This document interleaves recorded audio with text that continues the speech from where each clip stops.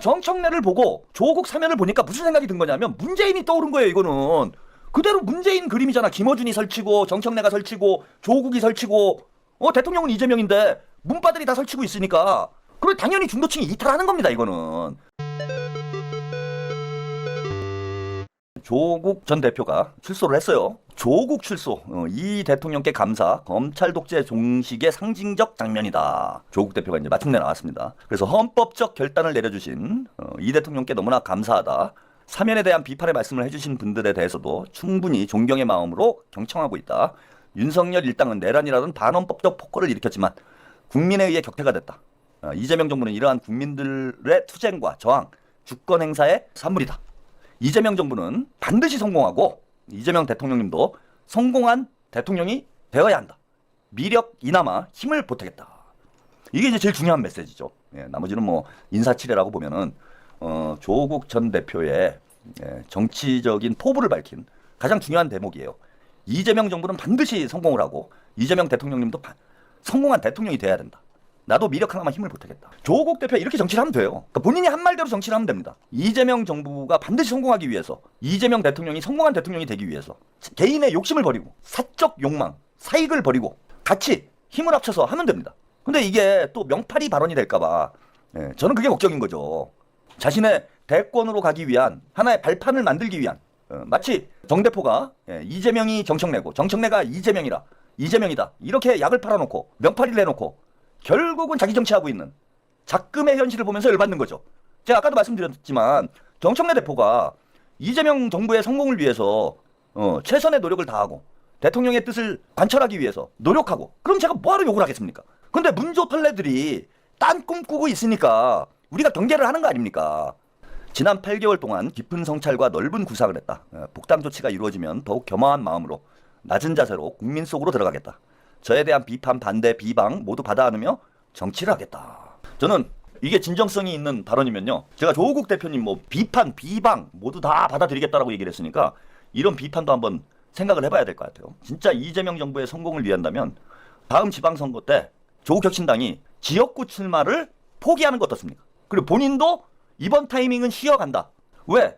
조국이 출마하는 순간 이번에 이제 뒤에 여론조사도 말씀드리겠지만 조국 사면 때문에 이재명 대통령의 지지율과 민주당 지지율이 대폭 떨어졌다는 건 뭐 유권자들이 다 알고 있는 사실이잖아요. 50% 초반대까지 지금 지지율이 떨어졌어. 이걸 먼저 보여드려야 되겠다.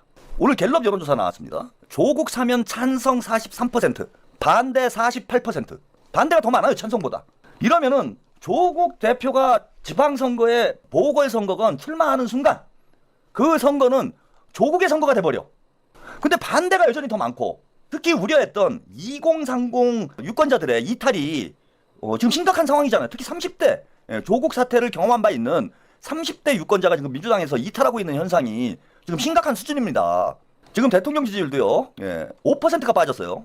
갤럽에서 지금 60% 중반대를 계속 유지를 했는데 지금 59%, 50%대로 떨어졌습니다. 일주일 사이에 지지율이 5% 빠지는 거는 이건 폭락이라고 봐야 돼요. 5%면은. 반면 국힘은 3%가 상승을 했으니까 민주당이 5% 빠지고 국민의힘이 3% 상승을 하면 8% 격차가 좁혀진 게 되잖아요.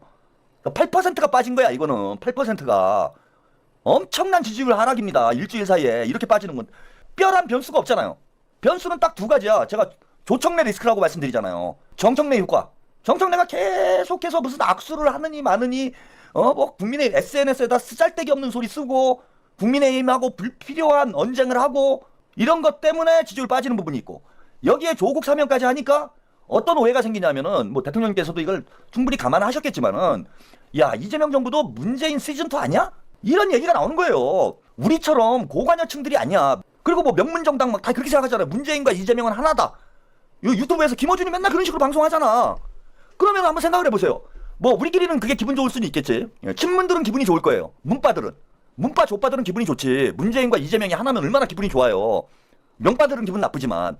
그런데 중도 성향의 유권자들, 민주당의 핵심 지지층이 아닌 사람들이 볼 때는 문재인하고 이재명하고 하나네? 그럼 문재인 시즌2야? 그런가? 근데 이재명은 뭐가 좀 다른 것 같은데? 그런데 민주당 당원들하고 민주당 의원들, 민주당 대표, 민주당 스피커, 김어준, 이동영 뭐 이런 애들은 나와가지고 갈라치기 하지 마라. 이재명과 문재인은 하나다. 우리끼리 싸우면 안 된다. 우리는 하나다. 이렇게 얘기를 해버리니 거기다가 조국까지 사면을 시켜버리니 중도 유권자들이 볼 때 무슨 생각을 하겠습니까? 문재인하고 이재명하고 하나구나. 그럼 이재명하고 문재인하고 하나면은 문재인 시즌2게 이게? 그 문재인 시즌2면은 그 중도 유권자들이 이재명 정부를 지지할 이유가 뭐가 있습니까? 그러니까 정청래를 보고 조국 사면을 보니까 무슨 생각이 든 거냐면 문재인이 떠오른 거예요. 이거는 그대로 문재인 그림이잖아. 김어준이 설치고 정청래가 설치고 조국이 설치고 대통령은 이재명인데 문바들이 다 설치고 있으니까 그럼 당연히 중도층이 이탈하는 겁니다. 이거는 이런 결과가 당연히 나오게 돼 있었다라는 거예요. 물론 뭐 대통령께서는 민주진보 진영의 뭐 단합을 위해서 이런 좀 다소 정치적인 데미지가 있더라도 사면을 하는 게 맞겠다라고 판단하실 수는 있다고 봅니다. 뭐 그거 잘못된 건 아니에요. 민주진보 진영 내에서 지금 대립이 생기는 게 집권 초기에 바람직한 현상은 아니다라고 판단하셨을 수도 있고 요런 정도는 감수하고 간다라는 어떤 정무적 판단도 있었을 거라고 저는 봅니다. 그리고 아직 뭐 지방선거 때까지 시간이 많이 있기 때문에 얼마든지 이재명 대통령의 힘으로 저는 뭐 지지율 다시 만회를 할 수 있을 거다라고 생각을 해요. 그런데 결국은 문재인과 차별화를 하지 못하고 있는 일들이 민주당에 부담이 되고 있다.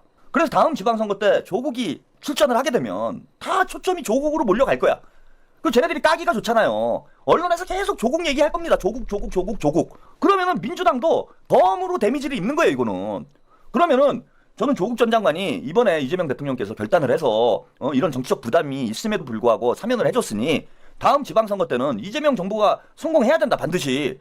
이렇게 얘기를 했잖아, 지금 조국 대표. 그게 진짜 진정성 있는 얘기면은 다음 판은 쉬고 가야 된다는 거예요. 그러면 오히려 조국 대표에 대한 이미지도 개선이 될 수가 있어요. 정치를 길게 봐야 돼. 뭐 당장 뭐 한 자리 하는 게 중요한 게 아니에요. 조국 대표도 사실 뭐 대권에 대한 욕망이 있는 사람 아니야. 그럼 큰 정치를 해야지. 작은 것에 욕심을 내면 되겠습니까? 그러면은 저는 조국 대표가 진정으로 이재명 정부의 성공을 원한다면은 다음 지방선거는 대단히 중요한 선거고 또 개헌까지 진행이 돼야 돼요. 개헌까지. 이러한 중요한 모멘텀인 만큼 조국이 백의종군해야 된다. 그 다음에 조국혁신당은 지역구 출마를 하지 않고 기초단체장까지는 모르겠는데 어쨌건 지역구 출마를 하지 말고 기초의원, 광역의원, 의원 중심으로 이번 선거를 치르는 게 그 민주당에서 지난번 이재명 대통령님이 연동형 비례대표제를 도입을 해서 조국혁신당이 12석을 가져갔잖아. 그러면 이제 민주당이 뭔가 보온을 해야 될 상황 아닙니까? 그건 최소한의 좀 정치적 도의를 지켜주기를 부탁드립니다.